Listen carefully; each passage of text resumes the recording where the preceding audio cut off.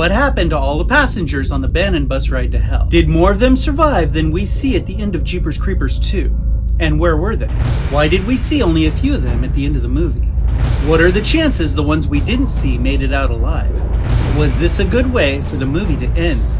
Let's get back on that bus and see where it takes us.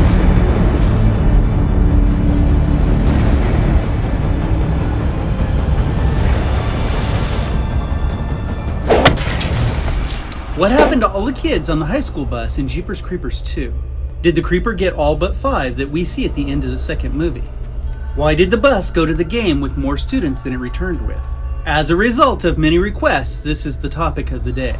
Initially, when we watched Jeepers Creepers 2, it felt like there were a lot of passengers that we couldn't account for. But once we looked into it, we could account for everyone. So, let's look at the information and find out where it leads us as we travel up the East 9.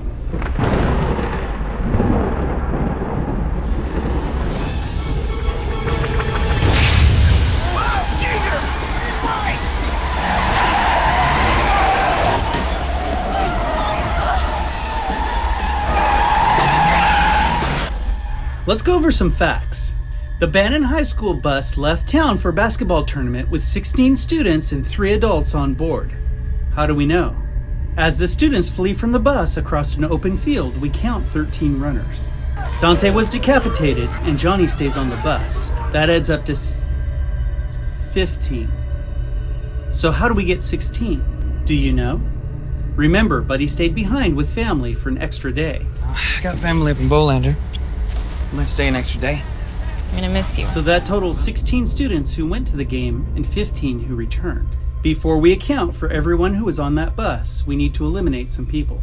Have you ever noticed that there are faces on that bus you only see once or twice, and then they're gone? There are certain players who come and go, and they aren't disappearing as a result of the creeper. They're disappearing because of stuff happens. At least one actor had another movie offer that was a conflict with Jeepers Creepers 2, and the director let him go to pursue his other option. There are also some extras on the bus. This is a term used to identify people in a film who are not important enough to receive a name or to follow. So let's see who's on this bus who's not important enough to get to know. Also, we're always very open with you and let you know when there's information that we don't know. And this video will have its share of unknowns. Now remember, as we remove passengers, this doesn't change the number of students on that bus. As a matter of fact, the number of passengers may have changed from day to day as they were filming. But at the end, we end up with 16 kids and 3 adults. The first passenger we're going to remove is this guy, and we don't see his picture in the cast credits. We believe he would have played a character named Beto, who was very prominent in the script, but was removed from the list of characters very early in the process. He was only there long enough to begin filming, so he's gone. Let's also remove some of the characters that were unnamed and not important enough to get to know. There were 8 of them in the cast list who were unnamed, didn't have lines, and for the most part were intended to be background extras. We will make a visual list of these characters here. We won't follow these characters or try to determine if they survived or not. But it is interesting to remember that they were on that bus and they witnessed a massacre. Let's remove the coaches and the bus driver as well. We know they were all taken by the creeper, and we know what happens to victims of the creeper. In an early version of the script, one of the coaches was used in a gruesomely creative way. If you haven't seen our video about it, check it out. There will be a video link in the description. That leaves us with a list of 11 characters that we will try to follow and account for at the end of the creeper's last day.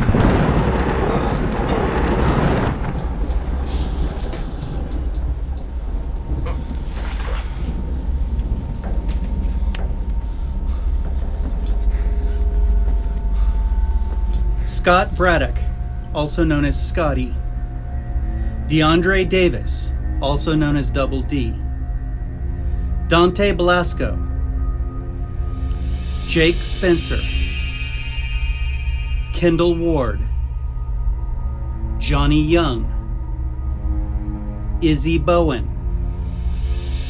Andy Buck. Minky Hayes. Chelsea Farmer, and Rhonda Truitt. Let's bump off the easy ones first.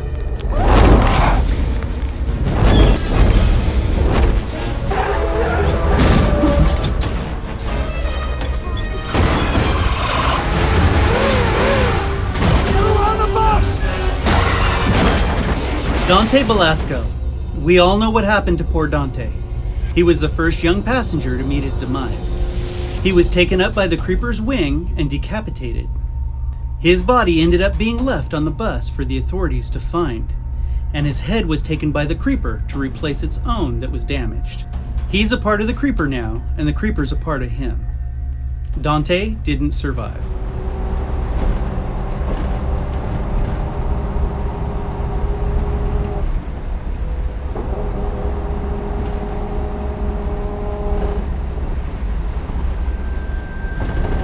Jake Spencer.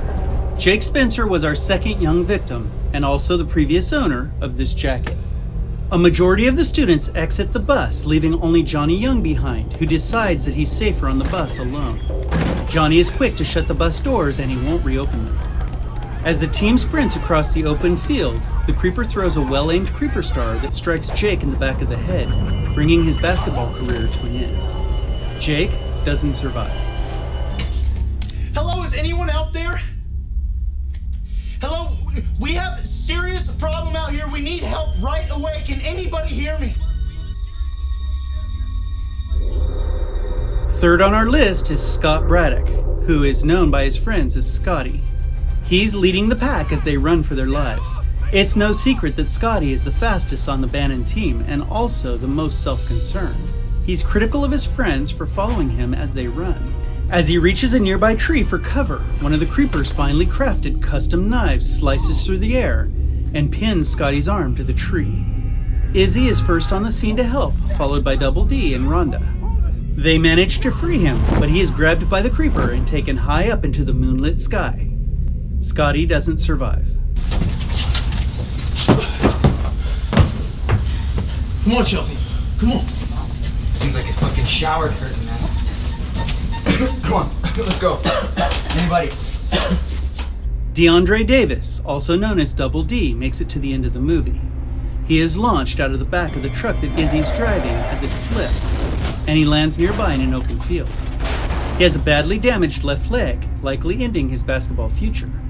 Ultimately, he comes face to face with the creeper, but by the grace of God and Jack Taggart, he survives when Jack harpoons the creature in the head.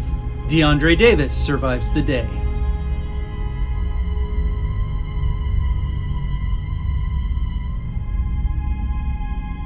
Johnny Young, Andy Buck, also known as Bucky, and Chelsea Farmer. We're going to group these three together because they travel together for the most part. Johnny Young's the only one to remain on the bus after the others decide that leaving the bus is a good idea. When the creeper attacks, Johnny refuses to open the doors and everyone bolts. Sometime later, he does open the doors for Chelsea. We know this because Bucky also returns to the bus and enters through the gaping hole in the roof. He comments, "You let her in, huh, Johnny?"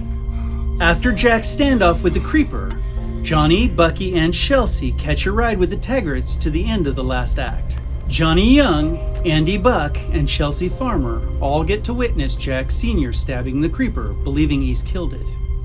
They all survive. Shit.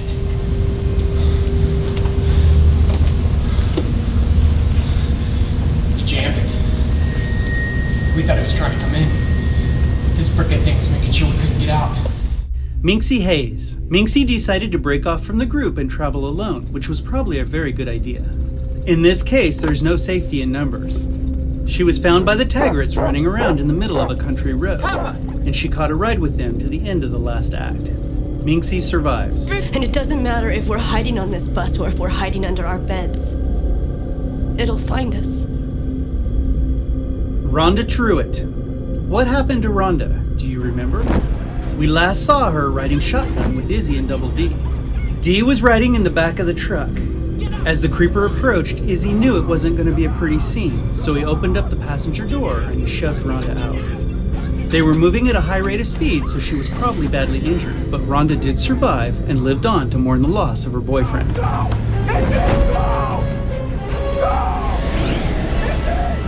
Izzy Bowen. What about Izzy?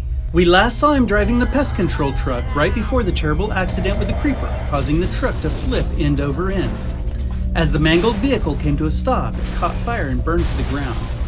Did Izzy go up in flames with the truck? We don't think so. We catch a quick glimpse of him crawling away from the wreckage, but it happens so quickly, most people miss it.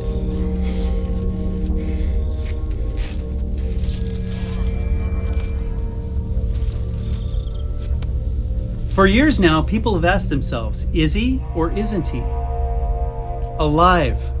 Although it's guaranteed he was badly hurt, Izzy survives. 3, 2, 1, stop!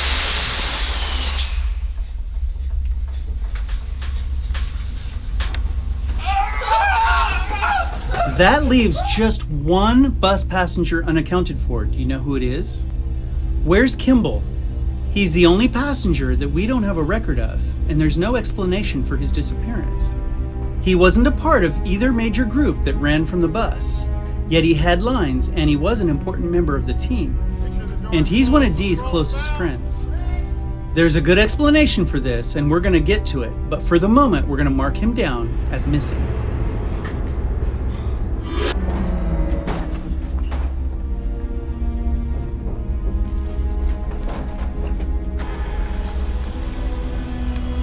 Let's look at a few questions that we have, and we want you guys to chime in and tell us what you think. Is it strange that they left Rhonda out in the middle of a field after being thrown from a moving vehicle, and no one bothered to check on her? Likewise, no one thought to check on Izzy to see if he was okay. It's understandable that our focus was on the grand finale, with the Creeper, Double D, and Jack.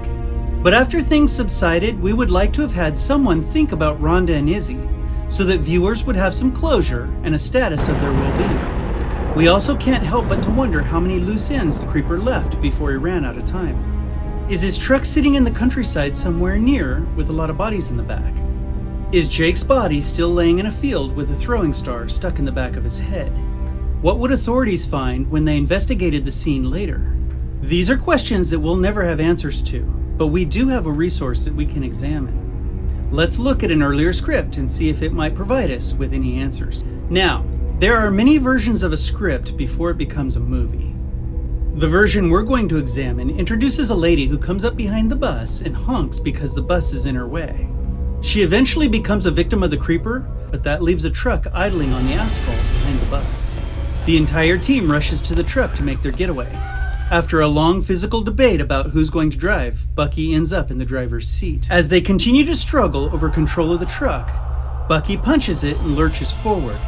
He runs the truck right into Kimble, and he hits him hard. Kimble flies up into the windshield, and then rolls off of the hood back onto the pavement below. Dee rushes over to Kimble and finds him lifeless. Kimble doesn't survive. This is probably why there's no explanation of what happened to Kimble in the final cut of the movie. Many times a movie is filmed out of sequence. In other words, they may shoot the ending first. Then if changes come, the footage they shot already exists. It's far too costly to go back and reshoot entire scenes just to add a single person. So it's likely that a change happened to the script, but the ending already existed without Kimble.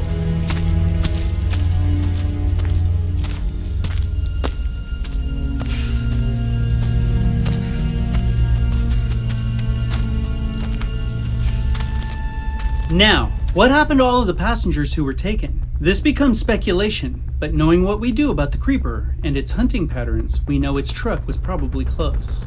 It's likely the Creeper wrapped and roped most, if not all, of the bodies and loaded them in the back of his truck as he hunted. If you'd like to see what happens to a victim of the Creeper, check this out. Video links are in the description. I'm warning it has to go back into the earth. Oh, come on. Into the ground for 23 more years. Now, we hope you enjoyed the show today. If you haven't, sub up and join this family. Until next time, we'll see ya.